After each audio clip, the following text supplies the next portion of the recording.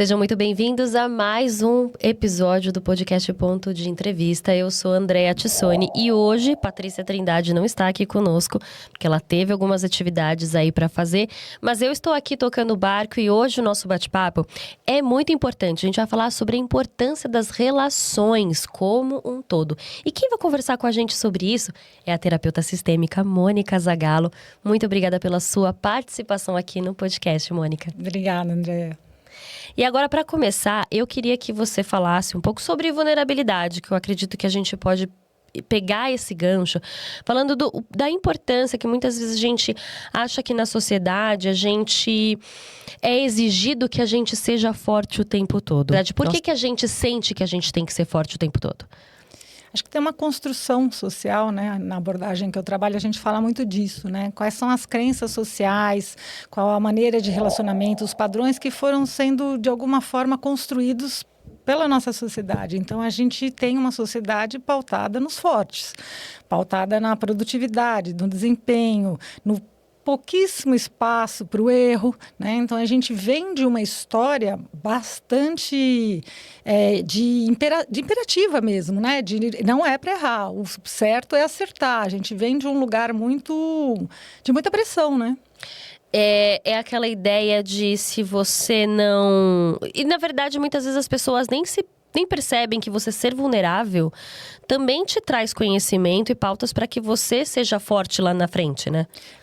Quando a gente percebe que pode ser, acho que é a famosa autoconexão, né?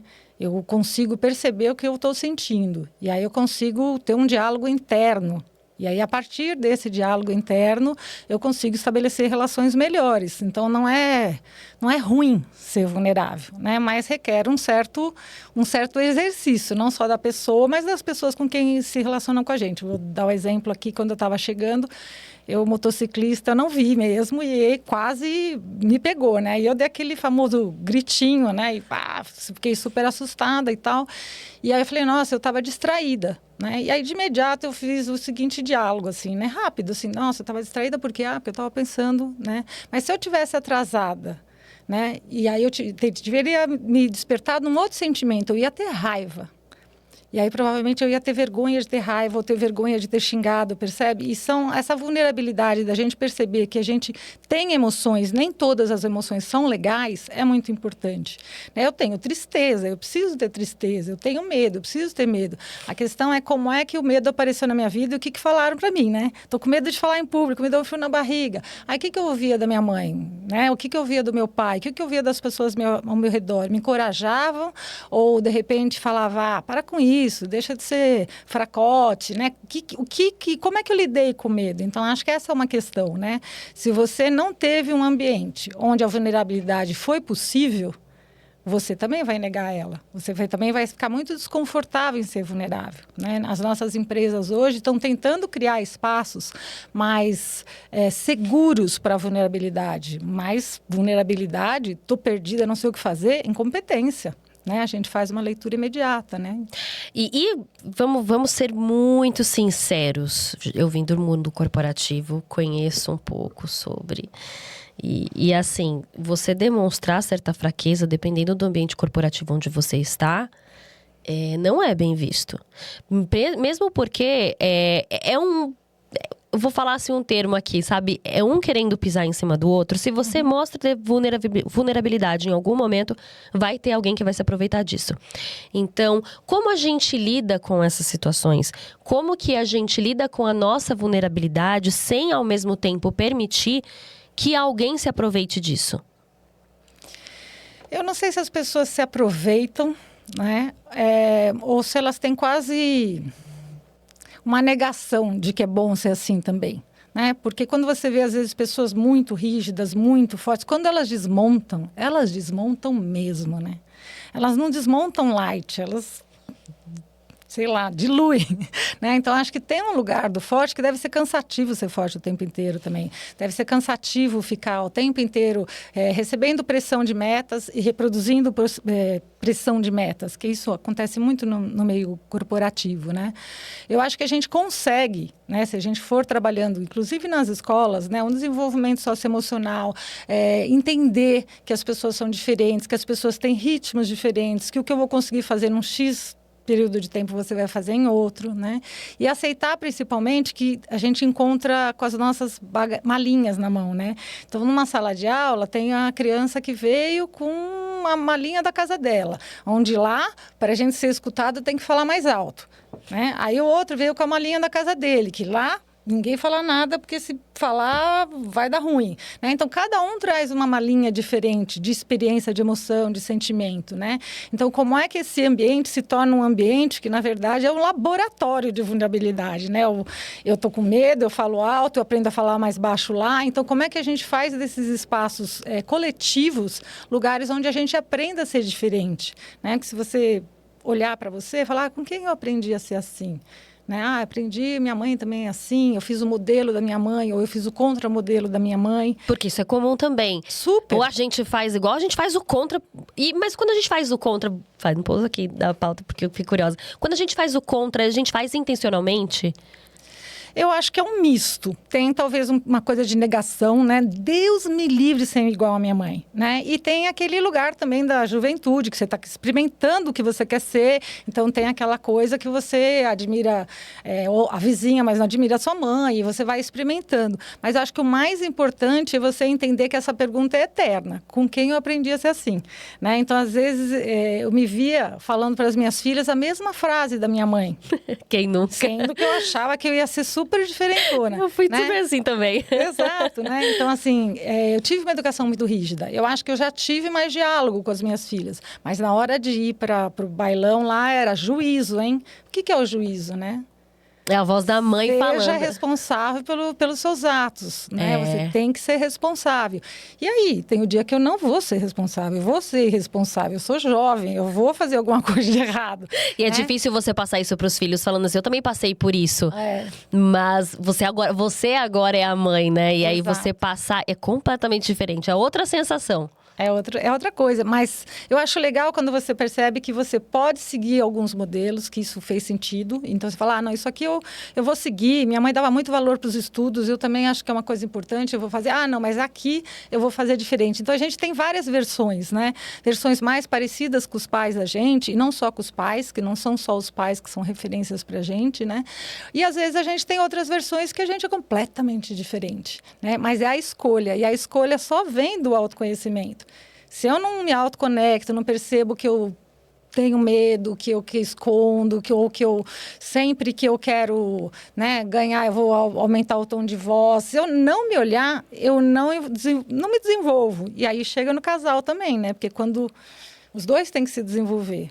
E aí, às vezes, são bagagenzinhas diferentes também. Isso também dá muito conflito. E isso também entra também numa seara da falta de comunicação, né? De você, às vezes, não querer falar e segurar, guardar tudo pra você, pra não se mostrar vulnerável o suficiente, você pra não se mostrar fraca. Isso também entra nessa questão da vulnerabilidade, ou não querer expor essas minhas dores, essas minhas angústias.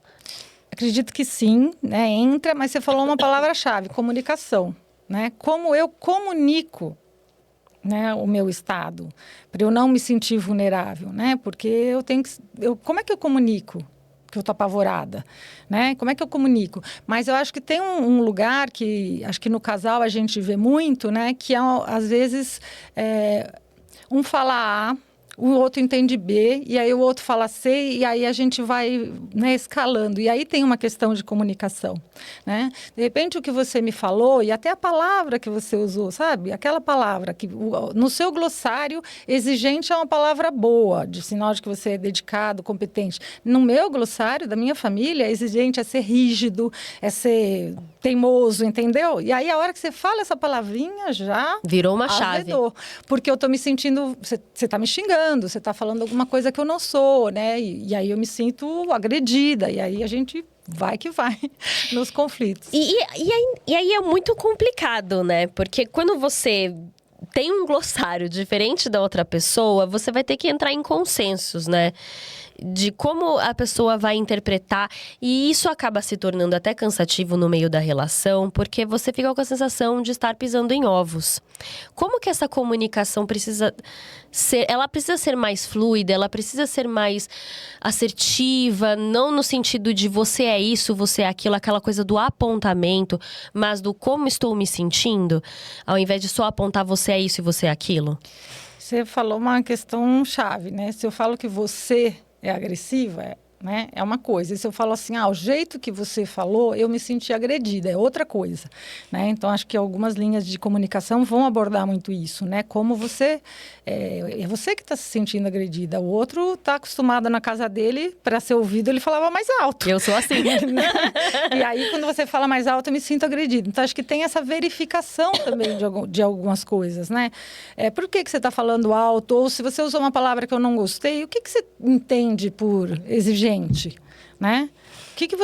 Por que você está falando essa palavra? Eu estava passando aqui, aí a mãe estava falando assim para a menininha. Ai, olha, você é uma menina. E olha que nós estamos em 2025, né? E aí, você é uma menina. E uma menina, para ser elegante, ela tem que usar bastante vestido e saber sentar na cadeira de vestido. E aí eu nem ouvi mais nada, porque elas continuaram Ainda andando bem. e eu não vi. E aí eu pensei, nossa, ela está contribuindo para que... Tudo bem, a menina pode ter outras referências de elegante, mas ela está contribuindo ali com um lugar também de um estereótipo de mulher. Tem um monte de coisa aí, né? Muitas camadas. E para um outro amigo meu, eu lembrei de imediato esse outro amigo meu, que para ele, elegante é uma mulher esguia. Ele é elegante, ela é super esguia, né? Daí eu brinquei. É magra, né?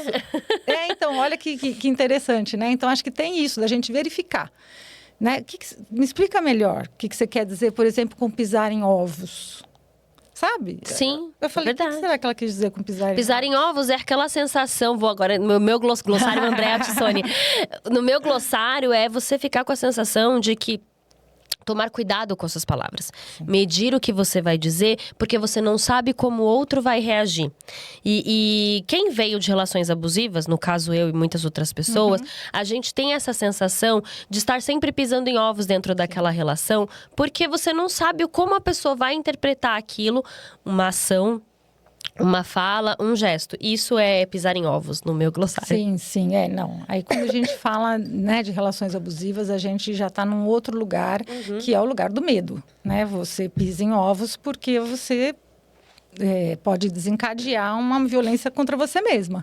Acho que não é, né, os meus exemplos não foram por aí. Não, né? mas sim, eu entendi, mas só tô colocando aqui em questão, porque, na verdade, você acaba levando isso, depois que você passa por situações assim, eu percebo que eu acabo levando isso pra vida. Essa história. Pra tudo. Sim. Então, eu tenho receios de falar, penso no que eu vou falar, em cada momento, cada palavra, cada gesto, para que ninguém interprete errado. Perfeito. É com quem eu aprendi a ser assim, né? De novo, a mesma pergunta. Com quem eu aprendi, né? A vida ou a minha relação abusiva me ensinou a ser assim. Né? Então, acho que é bem bacana isso que você falou agora. Porque, realmente, né? Se eu tenho uma ação, né? Com uma intenção e o impacto é outro, opa, né? Aí eu vou precisar rever, não tem jeito, né? E, às vezes, a gente tem uma ação até...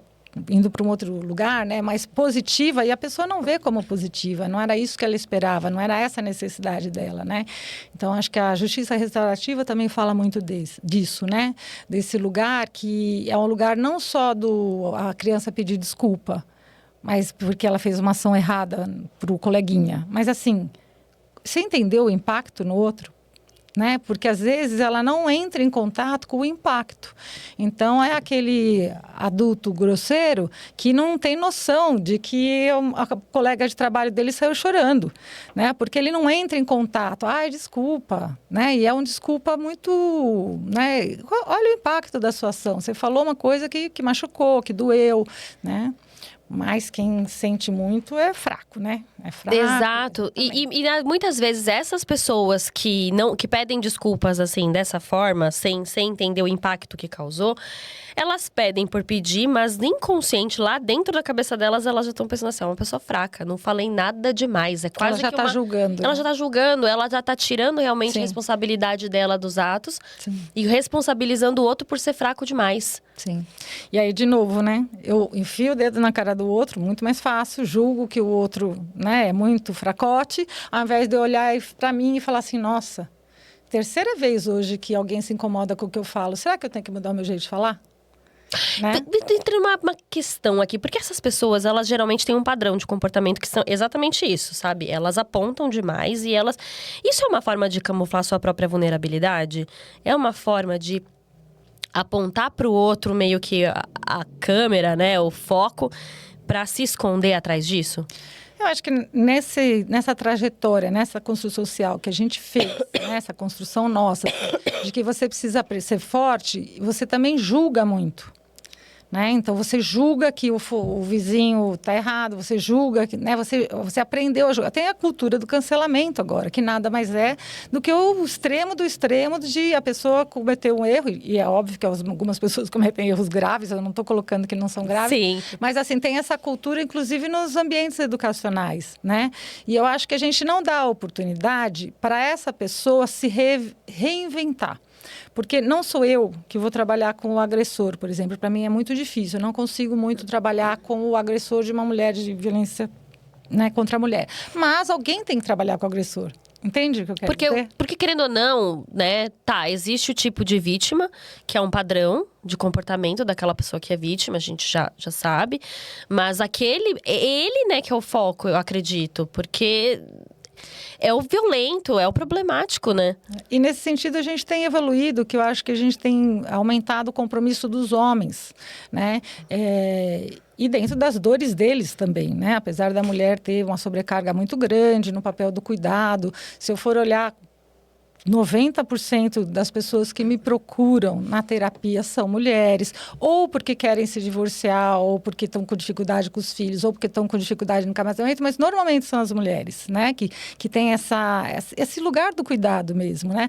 Mas a gente está nessa construção, né? Dos homens tendo esse olhar, se permitindo também ser mais amoroso, mais frágeis, mais vulneráveis, né? Eu acho que a sociedade só tem a ganhar quando a gente se desarma dessas máscaras mesmo, né? De que menino é assim, menino é assado, para você ser bem-sucedido na empresa, você tem que ser carrasco, para você, se você não for, você não vai ter sucesso na vida, né? São crenças sociais. Meninos não choram. Exato, antigas, né? Muito antigas, sim, né? E a gente falando sobre relacionamento, eu queria falar um pouco sobre essa parte. Você falou uma coisa muito interessante sobre as mulheres. A gente tem um papel, né, importante. As mulheres sempre vão buscar ajuda. E a gente percebe que existe uma estrutura social de que a mulher, ela é meio que a responsável, é o pilar de sustentação do casamento, do relacionamento. E a gente acolhe muito as dores dos outros. Mas muitas vezes a gente não consegue acolher a nossa própria dor e acolher a nossa própria história, o que a gente está sentindo, para às vezes necessário sair de um relacionamento. Por que você acha que a gente age desse jeito? Nossa, a gente foi bem ensinada, né? A gente foi bem, assim, por anos e muitos e muitos e muitos anos, né? Assim, esse é o seu espaço, né? Como é que é risco o chão é ali onde você fica, né? Sim. Você me fez lembrar um termo que eu gosto muito, que é igualdade capenga, né? A gente ainda está nesse lugar da igualdade meio capenga. Então, quando você fala, né, a mulher, quando ela vai para o mundo do trabalho e ela passa a ter mais uma responsabilidade, mais um compromisso, ela entra e ela mergulha. Né? Mas o homem não entrou no ambiente familiar na mesma intensidade que a mulher conseguiu entrar no mundo do trabalho, a duras penas, lembrando, né? Então, a gente não tem esse lugar de troca, né, na relação, de ter uma relação mais, literalmente, uma igualdade que não seja meio capenga. Então, a mulher fica com esse lugar de sempre entender, sempre ser compreensiva, e ela entende tanto o outro, mas tanto o outro, mas tanto o outro, que de vez em quando ela esquece quem ela é, né? Então, esse excesso de empatia, por isso que eu acho que, de novo, a palavra autoconexão, que a gente pode chamar de autoempatia, é uma balança, né? Não dá para ter tanta empatia pelo outro e não ter a autoempatia, a empatia por mim, né? E isso eu vejo muito. As mulheres chegam muitas vezes, né, com casamentos onde ela só abriu mão. Só abriu mão da profissão, só abriu mão, e só abriu mão. E aí, quando ela começa a se dar conta de que ela tem uma série de necessidades que não estão sendo atendidas, tem uma série de desejos que ela parou de ir atrás, né? Ela começa a colocar, opa, será que é mesmo isso que eu quero? E isso já se passou tempos já, né? Já se passou muito tempo.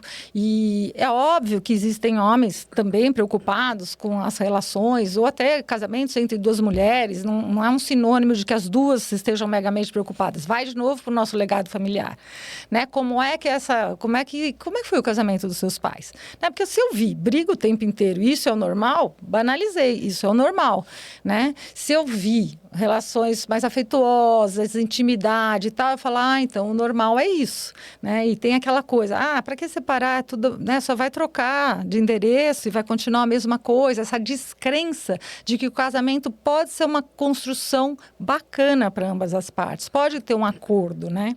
E eu sempre falo que tem a individualidade das duas pessoas, mas parece que tem uma terceira pessoa quando junta o casal, né? Porque tem um padrão ali que é só deles.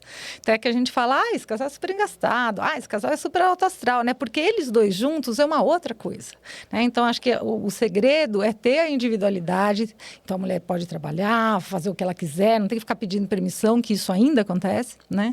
Mas também o homem vai jogar bola, vai fazer as coisas que ele gosta, mas tem um momento onde eles são um casal, né? Então, um casal com filho, principalmente, às vezes tem tempo para os filhos, mas não tem tempo pro casal. E isso é uma questão. Você falou uma coisa muito importante, porque a gente acaba, às vezes, querendo nossa individualidade. E quando a gente é casal, na verdade, a gente já é um casal com filhos. E você acaba vivendo ali, o seio familiar é cuidar dos filhos. O casal em si acaba meio que se esquecendo. E aí eu acho que talvez a gente possa perceber os primeiros sinais de que tem algo de errado na relação. Quando você percebe que você só está se dedicando aos filhos. Às vezes, difícil conciliar os tempos, né? Mas eu costumo falar, vamos tentar separar o que é família e o que é casal, assim, né? Porque o momento de família é o domingo, todo mundo junto, comendo e tal. Mas isso não é um momento de casal, né? A gente adora fazer uma trilha, né? Quando é que a gente consegue deixar os filhos com alguém para poder fazer uma trilha só nós dois, né? Qual é a minha disponibilidade, né, para ter? Então, às vezes, assim, a gente se distanciou muito. E se distanciou também porque, às vezes, falta esse cuidado mesmo, né? Com o casamento. Né? A gente descuida dele, porque a gente cuida tanto dos filhos que às vezes a gente descuida do casamento. Você acha que o sofrimento ele é romantizado dentro da relação? O sofrer faz parte do relacionamento para que ele perdure? Nossa, para mim, sofrer faz parte da vida. Né? Vai fazer parte da infância, da adolescência, eu fico vendo, casamento. Assim, eu fico vendo que existe uma romantização mesmo, sabe? As pessoas... E a gente escuta isso ao longo da nossa vida, né? Meu casamento não tá bom, não tem nada bem. E aí a pessoa fala assim, mas é assim mesmo. Não, mas você tem que lutar.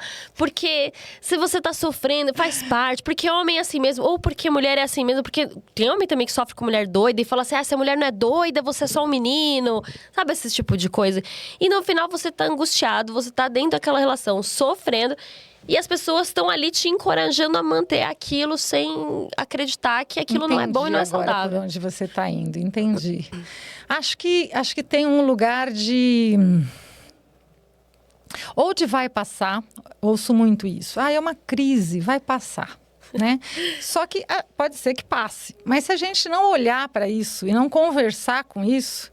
talvez volte. A mesma coisa quando você está muito triste, aí você fala, vai passar, né? Mas se você conversar com essa tristeza, talvez você entenda melhor o que está acontecendo, né? Então, acho que isso vale para o casal também. Começamos a se desentender, vai passar ou nós vamos olhar para isso? E aí, acho que aí é que tem a coragem de ir para uma terapia de casal, sabe? De acreditar que não precisa ser sofrido o casamento, não precisa ser ruim. Mas quem? né? Eu agora, depois da pandemia, então, é muito legal você falar que faz terapia. Agora, quem que você ouve dizer faz terapia de casal? Nossa, eu conheço uma pessoa, enfim, uma pessoa que nem é minha conhecida, mas é conhecida de um conhecido. E ela falava assim, eu não quero fazer terapia de casal, porque pra mim já é o sinal de que é o fim. Exatamente, né? Então você não chega na mesa do bar, ai, comecei a fazer terapia, tô me sentindo bem. Nossa, tô fazendo terapia de casal, tá, né? As pessoas já vão falar, ih, o negócio tá feio, né? E eu acho que sim, tem uma dose de razão no que ela fala, porque como a terapia de casal e a terapia de família ainda não é muito tão conhecida quanto a terapia individual, a pessoa vai já meio, quando o casamento já tá muito esgarçado. Então, às vezes, fica difícil costurar, sabe? Porque já está muito esgarçado. Já, as memórias boas já estão longe, né? Porque tem uns casais que é até engraçado, porque eu brinco assim, quando você vai lá na memória do porquê que eles se uniram, é quase o motivo do porquê eles estão se divorciando, né? Meu Deus, É quase o motivo. Posso contar uma história rápida? Claro, eu adoro histórias. Conte-me. A mulher estava lá, ela é super extrovertida, dançante, com um monte de amigos. Ela estava lá numa festa tal e olhou, interessante. Mas todo quietinho na cadeira, Nossa, né? identifiquei. Todo quietinho na cadeira. Ela falou, eu vou entrar nessa bolha. E foi isso que fascinou. Aquele cara enigmático, misterioso, que estava lá no cantinho. Clichê. Né? É verídica essa história. E ele falou, não, porque eu me apaixonei com aquele jeito dela, extrovertido, falando tal. A queixa era, eu tô cansada, porque ele só quer ficar em casa, ele não quer sair. E aí ele, porque ela só liga para os amigos dela, fica o dia inteiro no telefone, não sai desse telefone. Então, assim, que o dia foi sedutor, nossa, que coisa diferente, eu quero isso aqui para mim. Hoje era pelo amor de Deus, né? Então, como é que a gente não se reinventou, né? A gente não se desenvolveu a ponto de chegar num meio termo, num lugar, porque essa frase é boa, eu gosto também. Apertar e desapertar parafuso, né? Às vezes a gente aperta demais, aí desaperta um pouquinho. Acho que casamento tem um pouco disso, né? De ceder um pouco também, né? Porque, vou falar pra você, o meu ex-marido, a gente se conheceu, era exatamente assim. Eu, extremamente extrovertida, falava falante, falava com todo mundo, e ele na dele, quietão. E a gente se atraiu por conta desses opostos, que falam sobre... Gente, opostos se estressam, só isso que digo, tá? Não vai, não. E assim, e no final das contas, a minha extroversão irritava ele, e o fato dele ser quieto, caladão, parado demais, me irritava. Então, assim, não tinha como dar certo. Não tinha. E foi desgastante mesmo pra relação. Nem vou entrar no mérito, não tinha que dar certo, ok. Mas, assim, é interessante, porque às vezes a gente vai olhar, quando a gente começa a olhar, e olhar de novo, né? E por quê? A gente vai ver, às vezes, questões até culturais, né? Casa uma oriental com uma italiana. Meu Deus! Né? Então, assim, esses lugares que a gente precisa, né, visitar, é muito diferente, é muito atraente a diferença. E quando é? Quando foi que parou de ser atraente a diferença? Sabe, esses lugares de você entender aonde aquilo parou de ser atraente? Né? Talvez porque vocês não foram evoluindo juntos, a gente costuma dizer, né? Então, eu fui mudando um pouco, ele também foi mudando um pouco, e a gente juntos foi mudando um pouco, a gente foi se tornando juntos pessoas melhores. Mas não, às vezes o casal faz isso, né? Eu vou por um caminho, ele vai outro. Então, tem diálogo? Tem planos juntos, tem uma relação de intimidade, não estou nem falando de sexo, né? Essas são 3 questões muito chaves no casamento, né? Mas se está faltando diálogo para a gente aceitar nossas diferenças, se a gente não tem mais planos juntos, nem para ir no cinema, né? Cada um está querendo uma coisa da vida, fica difícil até de ter a intimidade, Claro. Né? Então, aí acho que esse é um arranjo, sabe? Eu não sei se é uma causa, acho que é um fenômeno multicausal, o fim do casamento, sabe? E tem muito assim também da rigidez de cada pessoa. Às vezes, não tô falando do meu caso, mas relações assim, sabe? Que são pessoas muito diferentes, mas ao mesmo tempo elas não abrem concessões do tipo, ela é extrovertida, vou fazer isso para que a gente possa ter um dia legal do jeito dela e ela ficar em casa e um ceder daqui, um pouco ceder daqui, ter esse diálogo e essa conversa, esse acordo. Com certeza existem as pessoas que não estão dispostas a ceder. Com certeza, né? Ou talvez não saibam muito como ceder também. Aí acho que depois a gente volta, né? Onde é que foi que você aprendeu que não precisa ceder, né? Então, às vezes você vai olhar e vai ver na família que é historicamente assim. Então, você pega famílias onde se reproduzem, né? Até agora, na atual novela, se reproduz mãe solo, alcoolista, se reproduz. Então, esse lugar também de não mudar, eu sou sempre assim, que se quiser gostar de mim, eu sou sempre assim, né? Com quem você aprendeu isso, né? Então, esse lado meio bicudo de eu não vou mudar, é um lado de falta de autoconhecimento também. Porque se somos seres relacionais e esse meu jeito tá me afastando das pessoas que eu amo, por que eu não vou mudar? E é difícil fazer essa autoanálise, né? Quando a pessoa, às vezes, ela só tá pensando naquela rigidez do não vou ceder, não vou ceder. A gente tá tão focado em olhar pra gente que a gente não olha o que tá acontecendo ao nosso redor e as coisas que a gente tá perdendo por conta dessa rigidez. Como é que é aquele... você quer ser feliz ou você quer ter razão, né? eu não iria 100% para esse lugar, mas eu acho que tem um lugar, sim, da competição, do ganhar, né? E eu acho que esse lugar, às vezes, é muito visitado pelos casais, né? De quem quer ganhar, quem está certo e quem está errado. E tem horas que não tá, né? Os dois estão certos e os dois estão errados. Sabe que nem aquelas imagens que a gente olha e tem duas figuras? Tem duas figuras. Dentro de uma mesa, quando não tem três, quando não tem quatro, né? Mas é esse lugar de ganhar mesmo. E aí, em algum lugar, em algum momento, mas da minha família, quando meu pai falava, minha mãe sempre acabava cedendo. Ou o contrário, né? Eu vim de uma família de muitos homens e aí eu aprendi a sobreviver. Então, eu vou para cima, né? Mas esse ganhar ou perder, né? Por que a gente não pode ganhar juntos, sabe? Ganhar. Esse lugar é que eu acho que a gente tem muita dificuldade de alcançar, né? E você sempre fala sobre essa coisa de ter sido aprendido em algum lugar. E isso é a abordagem da terapia sistêmica, é isso? A gente vai olhar para o seu sistema familiar, né? A gente vai olhar para a sua trajetória. Não tem como, né? Então, quando eu pego, às vezes, um casal, às vezes eles nem percebem. Quando a gente vai fazendo um genograma ou algum exercício que vai olhando para a ancestralidade, eles falam, nossa, aí é que eles percebem que estão repetindo padrões. Não percebem de imediato, às vezes, né? E eu acho que também não dá para se olhar só para trás. A gente também tem que olhar, às vezes, para o sistema no sentido de cada pessoa, né? Como se fosse um tabuleiro de xadrez. Que, às vezes, as pessoas falam, mas vai fazer terapia, vai fazer só ela, uma terapia de casal. Às vezes, o homem não quer vir, e eu começo com a mulher. Quando uma peça do tabuleiro se movimenta, entendeu? Vai ter movimentação das outras peças. Então, essa ideia de que é um sistema, a família é um sistema, né?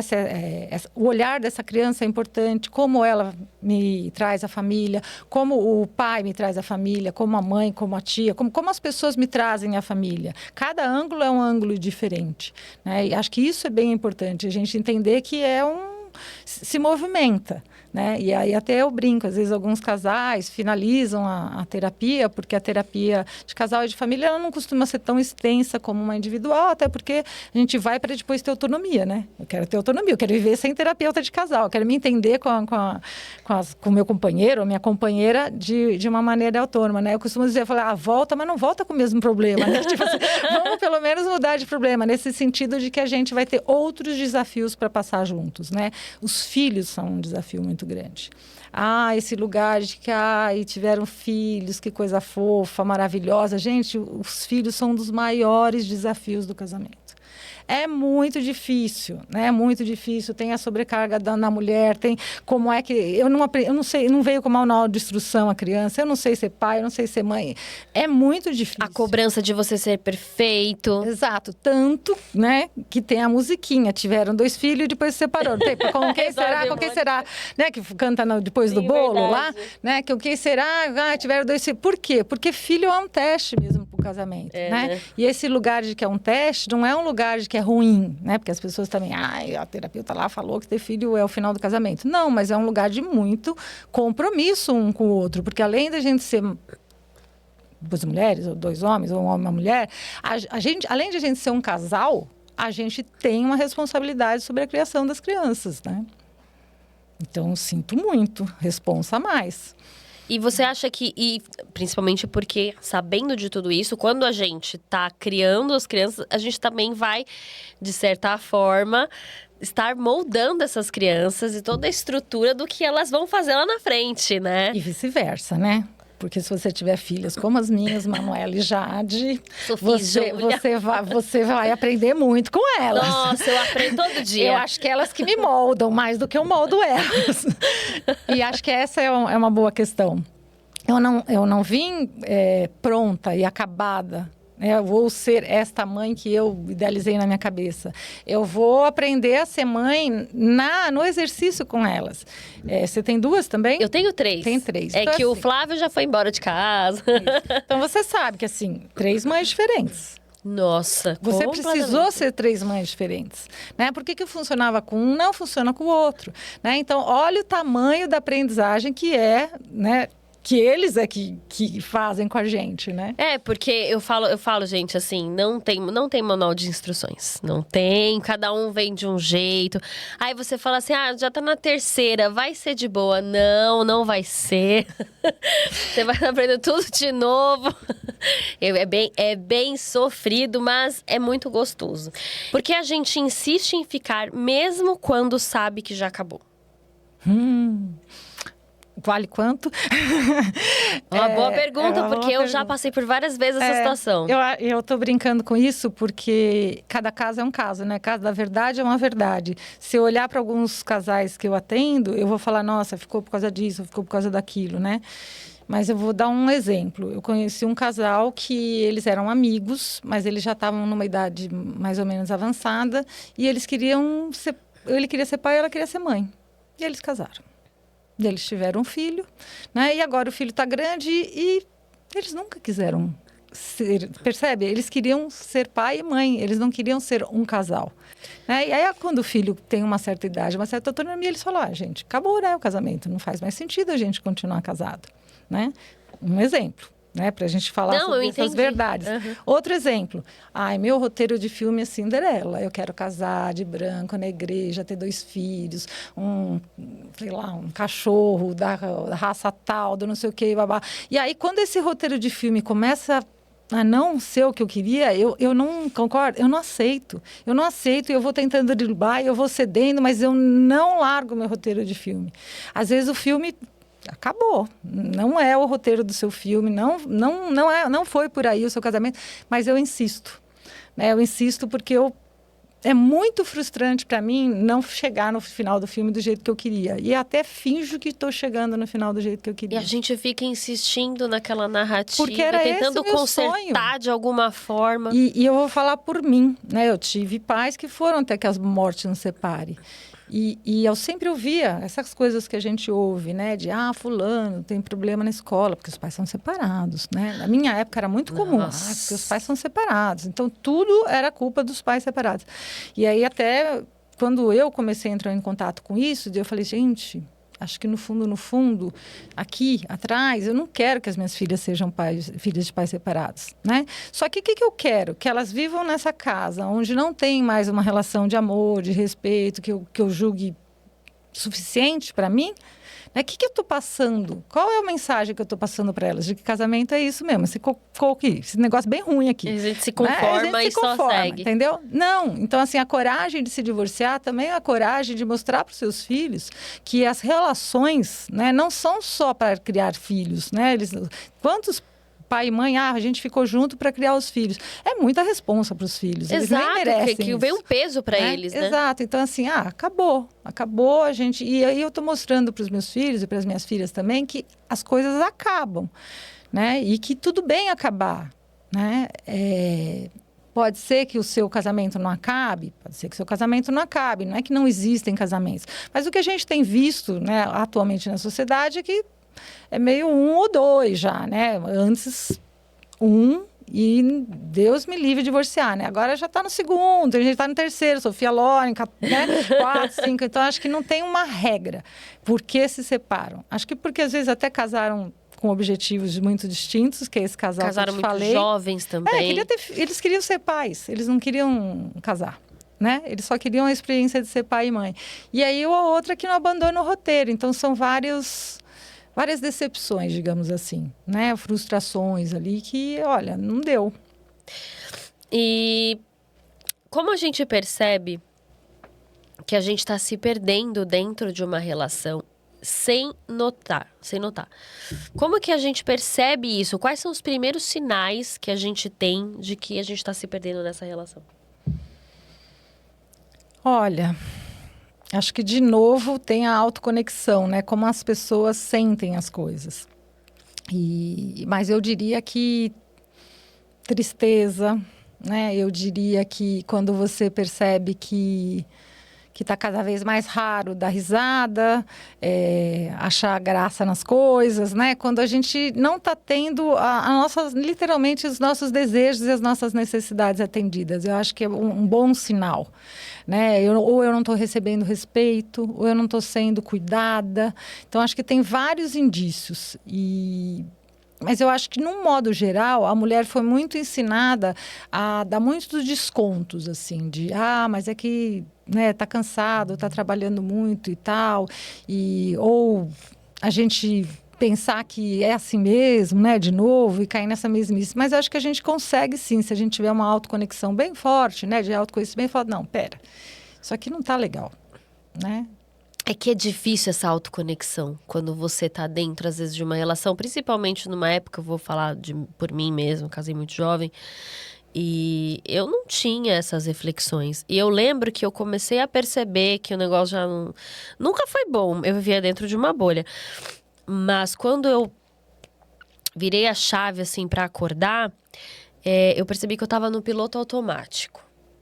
Sabe? Eu dou essa palavra assim porque eu acho que ela é autoexplicativa. Sim. Era o piloto automático. Eu fazia as atividades da casa, eu era dona de casa, eu cuidava das crianças, eu fazia tudo. Mesmo assim, nunca nada estava bom, mas eu fazia tudo no piloto automático. E foi aí que eu percebi que realmente eu não estava feliz, eu não estava bem e que dali era ladeira abaixo. E eu vejo muito, assim, as pessoas vivendo hoje no piloto automático dentro das relações. Isso é muito comum? Eu acredito que sim, ainda mais com muitos anos, né, de relação. Eu sempre falo que eu ouço aqueles clássicos. Ai, lá vem você sempre fala isso, né? Eu nunca vejo você me elogiar. Eu brinco que falou sempre, falou nunca. Eu falo, essas palavras deviam ser proibidas no relacionamento conjugal, porque é impressionante, né? Porque é uma sentença, né? Você sempre, você nunca, né? Então, acho que é sinônimo de muito desgaste, sabe? De muito já cansaço mesmo, né? De investir na relação, de tentar fazer o outro entender. Mas, de novo, né? Se a gente, desde criança, talvez, tivesse tido um espaço onde a gente tivesse mais curiosidade sobre, né, o sentimento do outro, ou falasse disso de maneira mais aberta, talvez a gente não fosse tão adultos, tão travados, percebe? Né? Porque não é um fracasso. Eu tô tão entediada do nosso casamento. Não ia ser sabe, vamos conversar sobre isso? Sim. Sabe? É tão simples, né? Eu ando meio, né, sem libido. Vamos conversar sobre isso? Então, assim, mas não é, né? Não foi esse espaço que a gente foi construindo. Então, é muito doloroso falar disso, porque eu vou fracassar no casamento. Né? Você vai fracassar ou talvez você vai dar certo por uns 20 anos, mas não 30, né? E aí acho que é esse outro olhar também. Né? E isso tudo cai realmente na questão da comunicação, né? A gente não foi ensinado a falar o que a gente está sentindo, a mostrar o que a gente não está gostando e, de certa forma, mostrar os nossos pontos vulneráveis para que as coisas evoluam, tanto os homens quanto as mulheres. Realmente a gente não sabe falar o que está sentindo dentro do casamento. Não, é por aí mesmo. E acho que tem um grande, não é uma receita, mas assim, uma grande sacada que, assim, quando eu cuido de mim, eu também estou cuidando do outro, né? Que se eu chego nervosa em casa, irritada, e vou direto fazer a lição de casa com a minha filha, talvez eu perca a paciência. Mas se eu vou, tomo um banho, percebo que eu estou irritada, converso com alguém em casa, falo, hoje eu estou meio irritada, o que aconteceu? E eu coloco essa irritação em algum lugar mais confortável, né? Eu vou melhor para ajudar na lição de casa. Ou eu até viro e falo, hoje eu não estou podendo ir ajudar. Quem que vai ajudar ela na lição de casa, né? Mas eu tenho que fazer esse exercício, né? De entrar em contato com o que eu estou sentindo para ou pedir ajuda ou para primeiro conversar comigo para depois conversar com o outro. Como que a gente consegue estabelecer isso, para restabelecer essa mudança, né, dentro de uma relação, quando você já percebe que não tá tudo bem? Porque a gente começa a perceber isso quando já tá ruim, né? E quais as primeiras coisas que a gente pode estar fazendo, práticas, para um relacionamento que você já percebe que não tá muito legal? Além, é claro, de procurar uma terapeuta de casal, né, por favor. E sem vergonha, né, de procurar uma terapeuta Sim. de casal, porque isso é um sinônimo de cuidado e não de fracasso, né? Eu gosto muito de a gente revisitar o que o dia nos uniu, na linha do que a gente estava conversando aqui, né? Que hoje está nos separando. Eu acho bem bacana. E outro exercício muito simples, mas que eu, né, convido as pessoas a fazerem, é você pegar de 3 a 5 fotos que, assim, muito marcantes da sua relação. Né? E você olhar para ele o que tinha ali, né? O que tinha ali que de repente hoje está faltando, né? Então, dando um exemplo meu, tem uma foto que eu adoro. A gente está mega descabelado no meio do sertão não, do deserto do Atacama, né? E a gente está rindo muito. Né? E então, quando eu pego aquela foto, eu lembro do quanto a gente gosta de fazer aventuras juntos, e isso nos une. Eu lembro do quanto aquele dia foi engraçado, e é uma memória que me traz já me traz um frescor, né? Então eu me conecto àquele momento, né? Então acho que para além da gente se conectar às nossas expectativas, né? Por que você se apaixonou? Por quem você se apaixonou? Quem era a pessoa, né, que você se apaixonou? Além da gente lembrar disso, porque essa pessoa ainda existe, apesar de, né, poder... Eu brinco que as mulheres sempre falam assim, no começo ele era tão... no começo ele era tão... Acho que é uma queixa bem comum das mulheres, né? E aí talvez fique a pergunta, né? Será que só na sedução o homem, né? Às vezes só quando ele está tentando seduzir... Então, né? Será? E será que não é importante aquela brincadeira de como é que eu conquisto essa mulher de novo, a mesma? Você tem que conquistar a pessoa todos os dias. Eu acredito que isso vale tanto para homens quanto para mulheres, né? E você acha que isso se perde quando a gente se casa? Você entra num comodismo? Eu não sei, vou falar por mim, né? Todo dia já acho muito. Assim. Tem dia que eu tô mal dando conta de mim. Tipo assim, bom dia pra quem? Hoje eu tô dando conta de mim, mas eu acho que a gente se perde, sim. A gente se perde também na influência dos outros na nossa relação. Então, às vezes as famílias são muito diferentes. Né? E às vezes uma pessoa da relação tem muita dificuldade de aceitação na outra família. Isso gera muito conflito, né? Atualmente, então, tem conflitos por questões políticas. Então, tem uma questão das brigas familiares que elas não ajudam a relação conjugal, percebe? Se essas relações são muito densas, acaba, né? Então, como é que... Não é se blindar, que às vezes muitos casais falam isso, se blindar, gente, é impossível a gente se blindar. Somos seres relacionais, né? A gente vai ter que se relacionar com quem a gente gosta, com quem a gente não gosta, né? E eu fiquei agora aqui, porque eu também entrei outro exemplo aqui da minha cabeça de pessoas que eu conheço. Quando uma parte, né, do casal, dos integrantes desse casal, tem uma relação muito de dependência emocional da família. Isso é um fator que desgasta a relação? Muito. Porque vejo, assim, situações em que, olha, você sabe que a minha família é muito importante pra mim. Eu não abro mão da minha família. E não tá sendo nem pedido que você abra mão da sua família, mas isso já está... Ela já tá colocando em xeque isso, porque é desgastante. É uma coisa do tipo assim, eu ouvi às vezes a pessoa falando assim, eu não podia ter uma privacidade dentro da minha casa porque todo fim de semana estavam os pais dela lá. Uhum. Então, assim, isso é um fator também que desgasta. E por que essa pessoa tem tanta necessidade de ter a família por perto o tempo todo? Sim. É bem comum, tá? Acho que tem um lugar que, assim, tanto os pais querem manter essa família aglutinada. aglutinado é um termo que alguns estudiosos usam, mas, enfim, para essa coisa, sabe aquela família que quando a filha namora, todo mundo namora com o menino? É exatamente esse o caso. Então, eles querem, então eles estão fazendo referências para que isso aconteça. Vamos lembrar que a gente aprende a ser assim. Então, eles estão dando referências de que o importante é você ficar aqui. Família de sangue, família, né? Aquelas coisas bem assim. E também tem um lugar que seria o adolescente, um dia tem que cortar esse cordão. Você precisa deixar de ser filho. Entende? Você vai continuar sendo filho, mas você precisa deixar de ser filho quando você constitui uma família.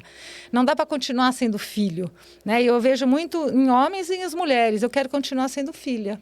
É gostoso, né? É muito bom, né? Não, mas você vai ter que agora e essa confusão, né, de família de origem e família atual. E às vezes tem um exercício, às vezes que eu dou e a pessoa, com a sua família, né? Ele põe a família inteira. Mas a família dele, o núcleo familiar dele, ele, o filho, entendeu? E ele desenha os pais, os avós. Então, ele não consegue separar o que é a família de origem, que a partir do momento que você casou, você constituiu uma outra família, né? E aí vamos para o glossário de família de novo, né? Porque tem aquelas famílias que não tem esse glossário, não tem a família de origem, a família árvore atual. genealógica. É uma familhona, né? Todo mundo casou com todo mundo, né? Então, eu acho que é sim motivo de muita complicação. Eu vejo, porque, nossa, porque assim, eu sou apegada à minha mãe, gosto muito da minha mãe, mas assim, o que é família aqui tá tudo certo. E minha mãe me ensinou desse jeito também, sabe? Ela sempre foi uma pessoa. A gente tinha uma conexão absurda desde sempre. Se eu não tava bem, ela sabia que eu não tava bem. Uhum. Então ela me ligava, tá tudo bem? Ou ela aparecia lá pra dar um oi, assim, mas sabe, nada em excesso. Porque também existia um limite que era bem estabelecido e que ela entendia. Mas eu vejo que tem pessoas que não conseguem cortar esse cordão, que se sentem mal. Sim. Porque parece que a família criou essa dependência. Sim. As famílias fazem isso, né? Eu venho de uma família onde o meu pai e minha mãe falavam assim, se der para visitar a gente, ok. Não é que eles não quisessem, não tivessem, não gostassem do momento, mas assim, mas você tem a sua vida, percebe? Tinha ali as fronteiras muito bem definidas. Acho que essa palavra das fronteiras ajuda a gente a entender, sabe? Até onde, por exemplo, a sogra pode se meter no cuidado com o banho do bebê. Sabe, assim, até onde? Porque, assim, tem uma fronteira que precisa estar clara, né? Até onde a sua família vai entrar e dar pitaco na criação dos nossos filhos, até onde... Então, essas fronteiras precisam ficar claras e muitas vezes não ficam. E os afetos também não é porque eu vou lá almoçar todo domingo na sua casa que é uma relação de afeto e de amor, né? Muitas vezes é uma obrigação. Muitas famílias são assim. Exato. Nossa, você fez eu lembrar da minha vida. Agora eu voltei aqui no tempo, que tinha domingo que eu não queria ir, mas eu tinha que ir. Quase que uma regra. Sim. Mas aí é que tá a falta de comunicação. Porque eu nunca tinha chegado pra ele e falado assim, olha... Tô cansando. Eu nunca tinha falado. Eu sempre fui aceitando pra deixar tudo bem. E o copo foi subindo, Foi. Né? Desculpa. Até que teve um momento em que eu falei, olha... Legal, mas eu acho que seria legal a gente ter um fim de semana só a gente. Exato. E aí aí ele entendeu, ele não criticou, ele entendeu. E a gente começou a ter momentos que eram só nossos e momentos em que a gente ia realmente visitar os pais dele. Então, assim, é a comunicação, é você expressar. E a pessoa também, porque assim, a comunicação, ok, estou falando, mas o outro saber ouvir é o grande babado, né? Tem um texto maravilhoso do Rubem Alves que se chama Escutatória. Porque a gente faz cursos de oratória, mas não faz cursos de escutatória. Boa! Né? E na minha família, a gente fala tudo junto e misturado, é horrível. E aí eu fui querer ser terapeuta. E o que uma terapeuta precisa fazer bem? Escutar, né? Eu tinha uma dificuldade enorme, porque, né? Então, e a gente se reinventa, né? Porque eu comecei a trabalhar de que eu não acho legal, né? Eu não posso fazer isso. Então, a gente muda, só que a gente precisa querer mudar, né? Então, a gente consegue mudar um casamento, de repente, mas a gente precisa os dois querer mudar. A gente precisa se reinventar nessa relação. caminhando já pro nosso final, infelizmente. Nossa, eu tava adorando o bate-papo. Eu queria muito mais, eu tinha mais pergunta pra fazer, que a gente entrou num tema muito legal. Foi muito legal, muito quente. bom. Então agora se você quiser deixar um recado aí para os casais, para as pessoas que estão precisando de ajuda, aconselhamento, casais que já estão percebendo que estão tendo ali os primeiros sinais de que não está havendo escutatória. Por favor, Mônica. Acho que é um pouco da palavra da arte do cuidado mesmo, da gente perceber que a gente precisa cuidar da gente, cuidando da gente, a gente cuida do outro, e que a gente cuida do outro e também se cuida quando cuida do outro, quando cuida do meio ambiente, mas a coragem de procurar, muitas vezes, uma ajuda mesmo, uma terapia, quando a gente não está conseguindo se entender sozinho, a gente às vezes precisa de uma pessoa de fora, né? Para poder olhar as coisas de uma outra forma e trazer outras releituras do que a gente tá vivendo. Ai, Mônica, muito obrigada, viu, pela sua participação. Foi uma honra você participar aqui do nosso podcast. E para quem não conhece ainda, quer conhecer um pouco sobre o seu trabalho, fala pra gente as suas redes sociais. É @terapeuta Mônica Zagallo. Tem o site, também é só clicar ali no link, na bio. E foi um prazer enorme estar aqui, Andréia. Ai, muito obrigada, gente. Podcast Ponto de Entrevista vai ficando por aqui. Não se esqueça de se inscrever nesse canal. E esse episódio tá muito legal. Então, se você conhece alguém que precisa ouvir todos esses temas que a gente abordou aqui, não esqueça de compartilhar. A gente tá no Instagram, no TikTok. A gente tem alguns episódios também no LinkedIn. Então, e no Spotify também. Então, já se inscreve, curte, comenta, compartilha. E até a próxima, gente. Beijo. Tchau, tchau.